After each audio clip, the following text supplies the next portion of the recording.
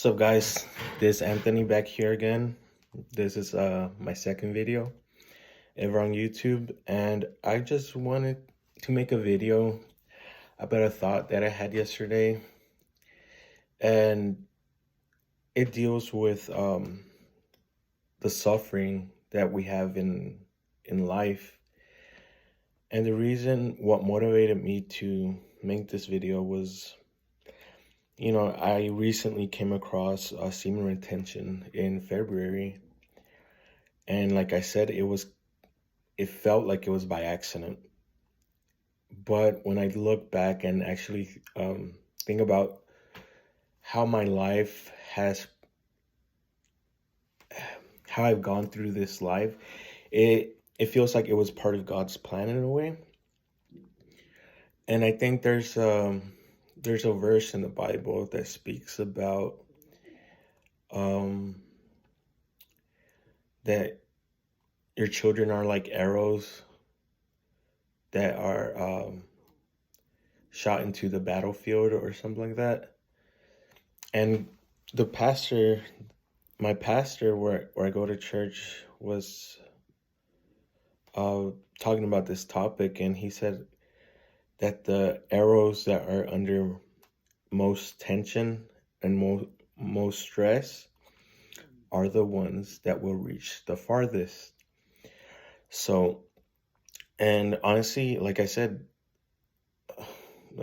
lust and sexual thoughts have controlled the majority of my life since I was 4 or 5 years old, from what happened with the babysitter, right? So imagine 32 years of my life I've been under this spell, unable to control it. Like, I've tried controlling it in the past, and I never had a breakthrough until now that I accidentally came across Seme Retention. And also about, it's not only that. That's not the only issue I've had. I had depression when I was 10, 12 years old. I remember my dad had a knife around my mom's neck. They were in a big argument, and that was like heartbreaking as well. I suffered with depression since I was 10 or 12, I believe. I mean, I wasn't clinically diagnosed with it, but I knew there was a sadness in my heart growing up. And, I was atheist before. I was agnostic. I remember going to church as a kid, and I just felt, when you go to church, people talk to you about the love of God, and I always wondered what it was about because I couldn't feel the love of God. I just like, what is the love of God about? And so I couldn't really believe in God until I was 27 years old. And that was, it's like I was blinded to him for that long. But when I finally came to know God, to me, it was like it's the best day of my life, basically, because I had like an out of body experience, and just a bunch of crazy stuff was happening. Like, I was able to see energies for like a week or two. I had an out of body experience where my spirit was teleported into space. I had a connection with the whole universe. It was a crazy time. So God woke me up in a like really rough manner, because he, I guess in God's mind, he was like, I gotta wake this fool up somehow. It's like, and this is the only way it's gonna happen. Then when I found out about God, it was like the greatest day of my life. And I tell people, I would rather die than not believe in God ever again. So when I went through that whole experience, I just remember telling everybody, like my family, my friends, random people. And I think my family thought that I was losing my mind when all of this was happening. But, I was just trying to tell them the truth. It was the best day of my life. So, and I don't, honestly, unless God presents himself to me again in this type of manner, I don't really think there's anything that could happen in this life that could top this. But it's not much of a coincidence that, until 36 years old, I was finally able to come across semen retention.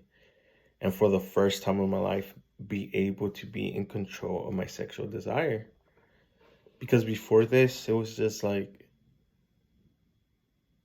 you know, um, I just couldn't.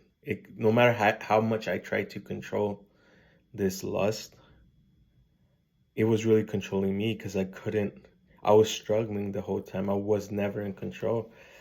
And, a few weeks ago, like, I wanted to cry because I realized, like, wow, like, the first time in my life where I don't, I'm not controlled by this. Like, I could look at it. I mean, it doesn't mean that I'm still not capable of committing the sin of lust. The thing is, I still find a lot of women attractive. And the thing is, as a man, like, sometimes it just catches your eye. A woman walking past by, it's like, you look. And then the thing is, now I try to cut it off. I just like, okay, I see this beautiful woman. I don't have to create a fantasy in my mind. I don't have to look at her for too long. And the thing is, when you do look and create these fantasies in your mind, you're actually losing your energy. I mean, yeah, you lose most of your energy when you ejaculate and lose semen within your body, but also giving your thoughts and allowing the sexual desire to grow in your body is actually taking away from that energy, and you're using it for sin, basically. And I realized this. I have a crazy story. Um, it's not like I was purposely looking for this. Also, like, this happened about a month ago. I've been, like I mentioned in my prior video, I was suffering with back issues. And as Latinos, we kind of have like we always look for somebody kind of called a sobador, which is like basically a Latino massage therapist. They massage you, but like it's like a deep tissue massage, but it's painful. Like, most people end up crying in a lot of pain, but most of Latinos actually believe that they're gonna get better going with this type of person. And I went with this lady as like a last resort, and I found her online, and everything was in Spanish. I was like, oh yeah, it said soadora massage. Like, I was like, okay. I just mentally prepared myself. I was like, this can be painful, but hopefully I'm gonna get a lot better from this with my back issues, right? And the whole situation was a little bit, I mean, it's just kind of weird how they know certain things about you. But when I got there, she shook my hand in a certain way, and I was like, yeah, I'm having issues with my back. She's like, around the ribs, right? And I was like, oh yeah, because it's like mid back, like around like the front of the ribs, the back of the ribs, the side.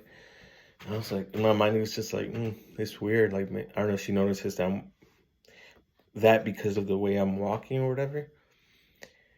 But basically, when she laid me down on a massage bed and she told me to take off my clothes, and she was like, no, take everything off, even your boxers. So I took it off. I was like, oh, she probably needs to get, to the sciatic nerve in the buttocks or whatever. But what ended up happening was that the type of massage that she gave me didn't have a happy ending, but what it was a tantric massage, which is kind of like a sexual massage also, but it didn't have like that whole happy ending kind of thing. And I didn't realize it at first because, well, she explained to me her theory on before the massage even happened. She didn't tell me, okay, this is a sexual massage I'm going to do to you. No, she was just like, well, the whole process of this is just to reawaken all your nerves in your body, because some of them might have gone dormant because you might have a nerve pinch or whatever, and this is to reawaken all the nerves in your body, right? So she told me to lay down face down, and the massage started. She was just like grazing my back lightly with her fingers. She used massage oil, and then she got a feather, and she was just like all over my back and my, the backside of my body. And actually, there was nothing sexual about it. It was just relaxing. I even fell asleep. And then the 30 minutes passed, and then she just whispers in my ear. I wake up, and then she told me to turn around. And when I turned around, that's when the whole massage actually kind of had this sexual, like this sexual awakening kind of thing, where basically I was getting a hard on and everything. And the thing is, it actually did help. Like I got there with so much pain, but when I left, the pain had actually gone away. Like all the tension went down, all the stress. But what I noticed is that she built up all this sexual tension within me. I got this hard on. Like she even like at the end of it, she was like, "Well, I can tell your antenna is working, because I had a hard on, whatever." And but the thing is, I didn't ejaculate. She didn't.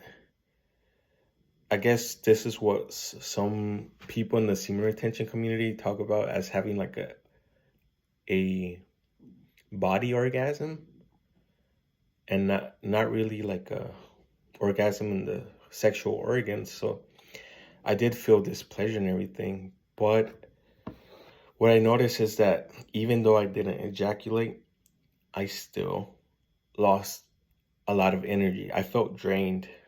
Like, I think I went home, I took a nap, and I still felt like I lost energy. And this is what, like, the thing about doing semen retention, it's not just like not ejaculating, it's not allowing your mind, your spirit to fall into lust. Because when you do, the enemy is robbing you of your energy. So if you look at a girl, look at her for too long, and you let these thoughts grow and grow, and then you're actually sinning, even though you're not committing a sexual act with her. In your heart, you're sinning because you desire another woman that you're not in a relationship with, that you're not married to. So I guess there's just advice on, like, that's what I'm saying. Like, you could do semen retention with humbly and actually with God's purpose put in it. But if you don't, you're actually not going to get to your fullest potential.